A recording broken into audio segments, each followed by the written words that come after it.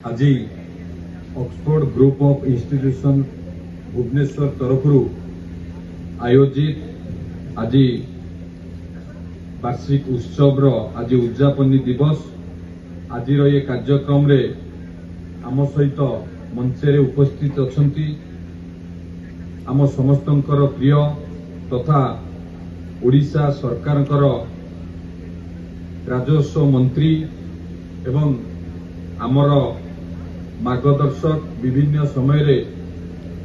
आमको जे सबु बेले आगुकू बढ़िबा पई प्रेरणा दियंती मार्गदर्शन दियंती एवं तांकर बहुमूल्य उपदेश मध्य सबु बेले दियंती आगुकू बढ़िबा पई प्रेरित करंती समस्तंकर प्रिय नेता तथा ओडिशा सरकारकर मंत्री सम्मान्य सुरेश पुजारी महोदय मंचे उपस्थित अछंती ये कॉलेज रो जे प्रतिष्ठाता एवं प्रेसिडेंट अछंती तथा मान्यवर विधायक सम्मान्य पद्मलोचन पंडा महाशय एवं ये कॉलेज रो जे चेयरमैन डॉक्टर अणुमाधव पंडा महाशय मंचे उपस्थित अछंती आमर बालेश्वर जिलार सभापति महाशय एवं खैरिया ब्लॉक रो चेयरमैन महोदया अन्यान्य समस्त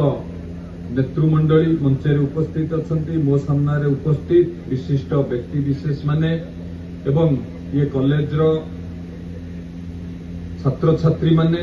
एवं उपस्थित अध्यापक अध्यापिका माने समस्त को आज ये कार्यक्रम रे समस्त को शुभेच्छा और शुभकामना एवं आपणकर ये जो वार्षिक उत्सव बा टेकफेस्ट आयोजन करिसंती आपण मानक गहण रे उपस्थित रहिबा निश्चित भाव में मो पाई एक सौभाग्यर विषय एवं यही अनुष्ठान को साई राधाकृष्ण सेवा एजुकेशन एंड चैरिटेबल ट्रस्ट द्वारा ये इंस्टीट्यूशन राज्य रे वैषयिक एवं वृत्तिगत शिक्षा को आगुकू नबा पाई प्रोत्साहन देवा सह छात्र छात्री मानकर उत्कर्षता बुद्धि करवा हेउ गुणात्मक शिक्षा प्रदान करवा ता सहित उच्च अभिलाषी छात्र छात्री मानकू सुस्थ नैतिक और उचित शिक्षण वातावरण दबा उद्देश्य रे 2008 मसीह रे ये शिक्षानुष्ठान आरंभ होइतिला एवं 2008 रु आज भितर निश्चित भाव में बहु छात्र छात्री भविष्य बा कैरियर को सुनिश्चित करिबारे ये अनुष्ठान सफल होइछि